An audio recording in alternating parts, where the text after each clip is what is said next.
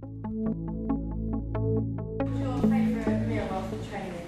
Favourite meal after training was Frosters. As a kid, I went to Milford School when I was 13. I remember eating about 4 bowls of Frosters when I came back from training. But I had them about 6k.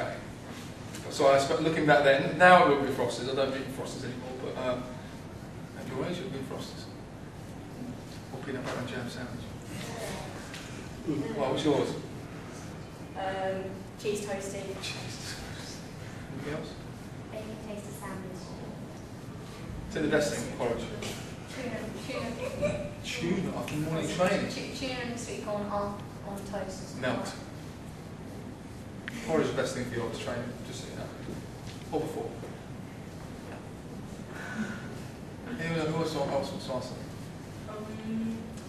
What made you first want to get into swimming? I basically got in because my father, when he was 11 years of age, got thrown in the lake. Can't swim, and he's petrified of water. He's now 17, still can't swim. So he was determined himself and my sisters would learn. So he used to take us in the pool and throw us around.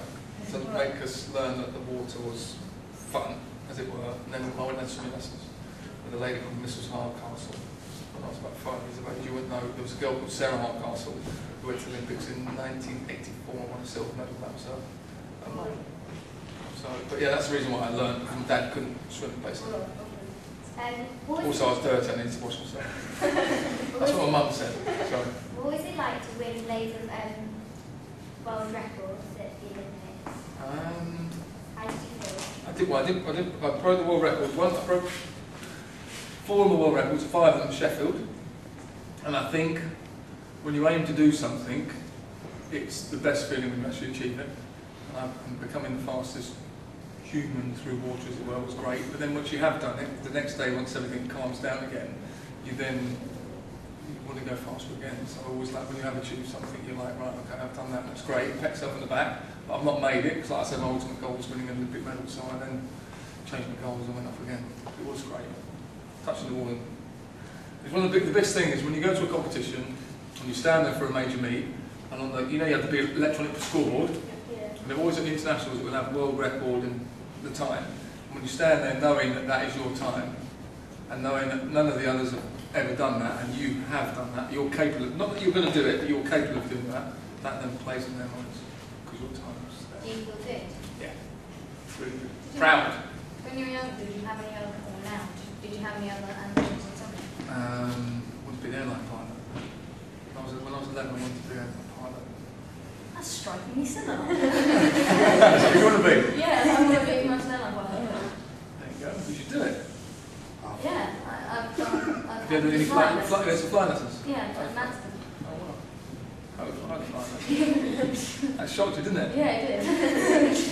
So one day, in a few years' time, you could be flying that 747, you could say so over the tunnel to me. And say, I made it, you didn't.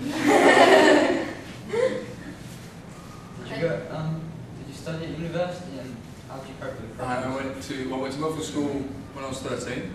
Yeah. And did O-levels and A-levels, and then I did go to university after. That was it.